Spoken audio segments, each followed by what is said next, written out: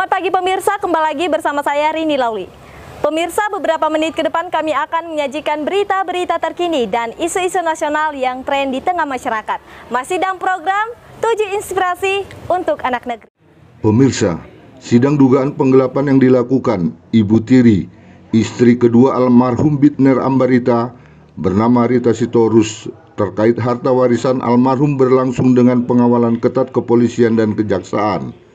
Sidang yang berlangsung di Pengadilan Negeri Kelas 1B, Pematang Siantar, Sumatera Utara, Selasa 14 November 2023, diwarnai saling hujat antara kedua belah pihak. Dalam persidangan, saksi pelapor Rita Ambarita menyampaikan bahwa sejak ayahnya bernama Bitner Ambarita meninggal dunia pada tahun 2011, Rita Sitorus menguasai 31 objek harta peninggalan sang ayah. Anehnya dalam persidangan yang dipimpin Hakim Naspi Firdaus, Reni Ambarita dan Catherine Siagian keduanya sebagai hakim anggota, di hadapan majelis, Rita tak mengakui hubungan pernikahan terdakwa Rita Sitorus dengan almarhum ayahnya. Sebab setelah ia telusuri, pihak Gereja Bethel Indonesia GBI Cabang Kabupaten Batubara membantah telah melakukan pemberkatan pernikahan keduanya tahun 1995. Persidangan yang digelar secara offline tersebut menarik perhatian pengunjung sidang pada siang itu. Bahkan jasa penuntut umum Heri Santoso dan R.O. Damani telah menunjukkan surat bukti perkawinan Rita Sitorus dan Bitner Ambarita dari Gereja Bethel Indonesia dianggap tidak benar. Menurutnya perkawinan tersebut tidak sah karena Kartini Sirait yang merupakan istri sah dan sudah diceraikan rusak karena terdakwa. Terima kasih ya, saya akan jawab. Semua yang didalilkan oleh penasihat hukum terdakwa itu adalah dalil yang tidak tepat dan dalil yang bohong. Tergantung istilahnya terhadap akte dua anak itu adalah akte pembagian waris antara Bitner Ambarita dengan Kartini Sirait. Tidak ada disebutkan di situ Rita Ambarita. Perlu saya jelaskan, ketika terjadi perceraian antara seorang bapak dengan seorang ibu, maka secara undang-undang hukum mengatur bahwa harta yang bagian dari bapak dan juga bagian dari mama melekat kepada si anak. Yang kedua, ini adalah anak tunggal daripada Bitner Ambarita. Tidak ada yang lain, ya. Seperti yang tadi sudah dijelaskan oleh klien kami sebagai saksi di dalam persidangan, bahwa pernikahan antara Bitner Ambarita dan juga Rita Sitorus adalah tidak pernah ada. Dan itu bisa dibuktikan dengan fakta-fakta yang sudah kita dapatkan di lapangan. Jadi semua itu adalah berita bohong. Tidak pernah ada pernikahan antara Bitner Ambarita, ayahnya daripada korban ini, dengan Rita Sitorus. Itu tidak ada. Yang benar terjadi pernikahan secara sah adalah ini Kartini Sirait. Ini Kartini Sirait, istri yang sah daripada Bitner Ambarita, tetapi pada 2017 mereka bercerai karena kehadiran daripada Rita 97 karena kehadiran daripada Rita Sitorus, ya, yang telah mengambil kebahagiaan daripada Rita Ambarita. Jadi yang selama ini di media sosial itu adalah flying victim. Itu tidak benar. Itu semua adalah berita bohong. Jadi yang jelas kita bisa faktakan tentang akte yang disebutkan oleh pengacara daripada terdakwa tadi. Di sini jelas disebutkan di putusan 51 nomor 51 tahun 2018 Pengadilan Negeri Simalungun dikuatkan, Pengadilan Negeri Siantar dikuatkan dengan putusan Mahkamah Agung bahwa akte 118 telah dibatalkan, di halaman 35 dari 37 putusan yang ada di putusan ini yang sudah dikuatkan oleh Mahkamah Agung. Dan di dalam putusan ini juga, yaitu pada poin kedua, bahwa Rita Ambarita adalah ahli waris yang sah dari Bitner Ambarita dengan Kartini Sirait. Itu jelas. Jadi kita itu bukan hanya ngomong, kita itu berdasarkan fakta, berdasarkan dokumen, berdasarkan kebenaran. Bahwa selama ini mereka ini menjadi orang yang terjolimi, di mana 31 harta, saya mau garis bawah di sini, 31 objek harta yang istilahnya nilainya hampir 70 miliar dikuasai oleh Rita Sitorus dan juga keluarganya tanpa memberikan hak kepada Rita Ambarita yang menjadi ahli waris yang sah daripada Bittner Ambarita. Jadi kalau mereka mengatakan bahwa saya itu bohong, silahkan saya diadukan. Ada proses hukum. Kalau saya memberikan berita bohong atau fitnah, silahkan saya diadukan. Itu maksud saya, ya. Itu. Ada lagi yang mau ditanya? Tadi disebutkan bahwa gugatan ke pengadilan soal pembatalan pernikahan itu kan gagal selalu, sudah 7 kali. Kan berarti kan dari pengadilan mensahkan bahwa itu adalah istri dari almarhum sendiri. Jadi begini, pernyataan mereka itu adalah pernyataan bohong. Belum pernah ada gugatan pembatalan pernikahan di pengadilan. Baru ini yang kita lakukan. Ya, baru ini. Jadi saya tidak tahu dari mana mereka katakan bahwa pembatalan pernikahan antara Bittner Ambarita dengan Rita Sitorus sudah dilaksanakan. Belum pernah, baru kali ini dan sedang kita laksanakan. Kenapa? Karena di dalam akte ini dituliskan, ya, ini yang mereka sebutkan menjadi dasar mereka mengatakan adanya pernikahan. Sementara kita udah klarifikasi Gereja Betel Indonesia dan pengurus-pengurus pusat Gereja Betel Indonesia bahwa pernikahan ini adalah tidak sah, ini adalah rekayasa. Itu semua ada data, dan di sini tahun 1995 katanya menikah. Sementara perpisahan antara Bittner Ambarita dengan Kartini Sirais tahun 97. Adakah Gereja Betel yang mau memberkati orang masih ada ikatan perkawinan? Dan kita sudah tanya kepada semua jemaat, kita tanya kepada semua pendeta bahwa ini adalah rekayasa. Justru karena itu kita menggugat pembatalan pernikahan yang mereka katakan itu ada. Karena memang pada dasarnya tidak ada. Alasannya, keluarga daripada Bittner Ambarita juga kita tanya, istri daripada pendeta ini ada pendeta, ya.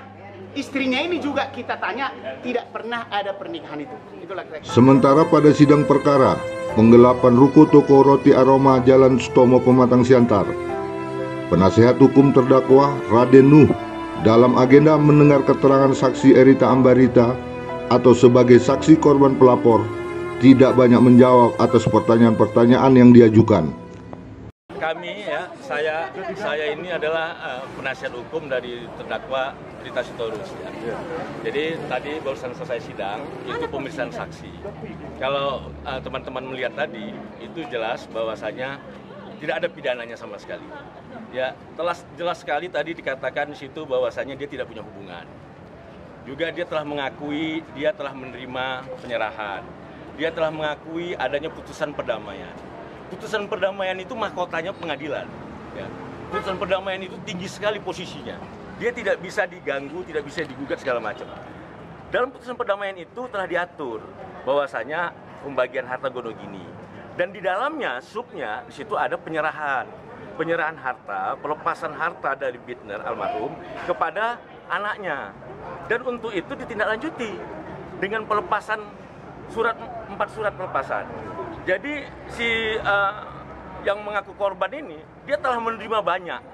Dia telah menerima banyak, ada pelepasan pada tanggal 24 Februari 2009. Jadi dia sudah menerima, ada ruko, ada menerima tanah, ada menerima uang, ada menerima kebun juga. Ya.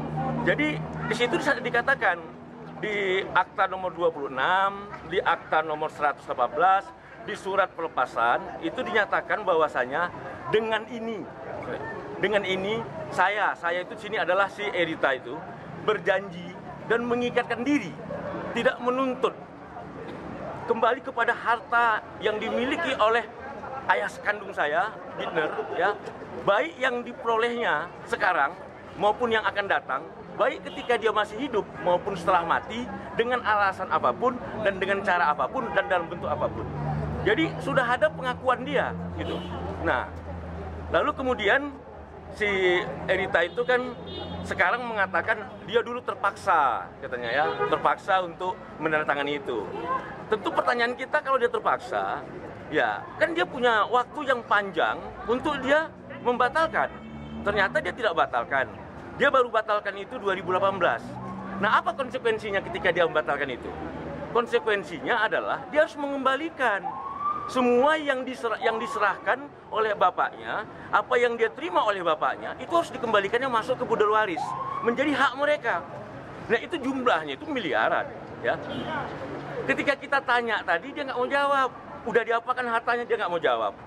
Jadi dia menuntut sesuatu harta yang di luar yang diberikan, yang bukan merupakan haknya dia, tetapi merupakan harta bersama dari si terdakwa. Disinilah kami menyesalkan ya. Kenapa pengadilan itu bisa tidak mengabulkan penangguhan penahanan, kemudian tidak melihat berkasnya. Karena kalau kita lihat berkas perkara, itu keganjilannya banyak sekali. Nah, jadi di sini kami melihat ya mungkin hakim di sini tidak melihat keadilannya. Bahwasanya kalau kita lihat berkasnya, ini adalah sebuah rekayasa. Perkara rekayasa. Kenapa? Belum lagi diperiksa si pelapor, belum ada BAP pelapor. Si terdakwa udah jadi tersangka dulu. Makanya ini kami akan telah melaporkan pada di Propam. Dan kemudian surat yang dibuat sebagai dasar pelaporan itu adalah surat yang sudah dinyatakan palsu oleh Pengadilan Negeri Kisaran, di mana si pelapor ini sudah dihukum penjara, dinyatakan bersalah membuat surat palsu. Surat yang palsu itu yang kemudian dijadikannya dasar sebagai laporan. Makanya hari ini kami akan melaporkan si pelapor kepada Polres karena dia telah melakukan pidana berkelanjutan. Dia telah dihukum kemarin, surat palsu dipakainya lagi. Dan ini bisa kena kepada berulang. Nah, Pidana berulang. di putusan nomor 507 tadi kita dengar sendiri ya, si pelapor itu dia punya 4 perkara pidana. Dia 4 kali sudah dihukum penjara, Pak. Ya, dia nggak mau ngakuin tadi, kan gitu. Ada putusannya, ada semua. Nah, orang yang begini ini kemudian diakomodir.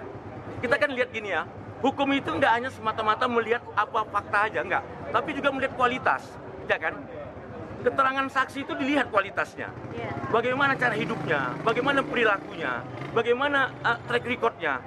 Nah ini kan kita lihat, satu sisi yang namanya Ibu Rita Sitorus itu wanita terhormat, beliau janda, beliau membesarkan 4 anaknya, beliau tidak pernah melanggar hukum.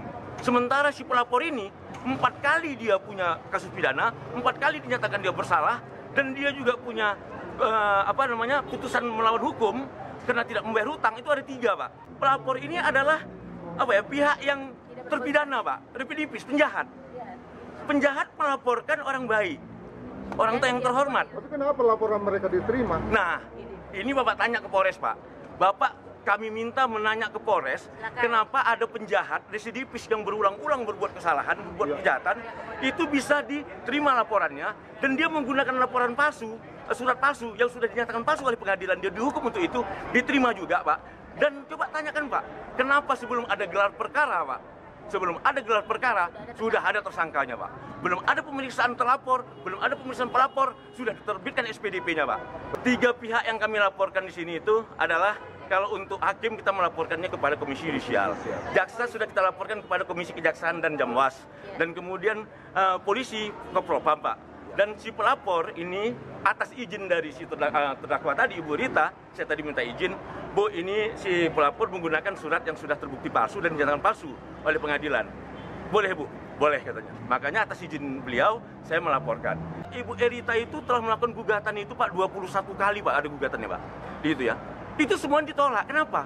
Saya nggak tahu yang bodoh nih dia atau lawyernya. Yang namanya akta perkawinan itu nggak bisa dibatalkan oleh anak, Pak. Di pasal 23 Undang-Undang Nomor 1 atau 74 menyatakan pembatalan akta perkawinan itu hanya boleh dilakukan oleh si suami istri dan garis ke atas. Jadi saya nggak tahu yang tolol ini si pelapor atau si lawyernya. Jadi ini mungkin merupakan suatu bencana bagi masyarakat Siantar ya, apabila ada oknum-oknum tertentu di instansi penegak hukum yang terhormat ini seperti kejaksaan, kepolisian, sama di pengadilan, itu yang tidak menjalankan tugas dan profesinya sebagaimana yang diatur oleh undang-undang, terutama dalam pelaksanaan kode etik profesi, Pak. Jadi saya sih selain berharap dari mereka sabar, ya saya juga berharap masyarakat Siantar juga bersabar, Pak. Karena kalau dengan kondisi seperti begini, mungkin keadilan itu masih terlalu jauh, Pak. Ya. Jadi saya beruntung kemarin, kenapa? Karena saya mendapatkan kesempatan, ya kalau rekan saya bilang, ini ada pintu surga yang harus mau kita dobrak, kan begitu kan? Dari Kota Pematang, Siantar, Sumatera Utara, Tim Liputan Mona Lisa TV mengabarkan.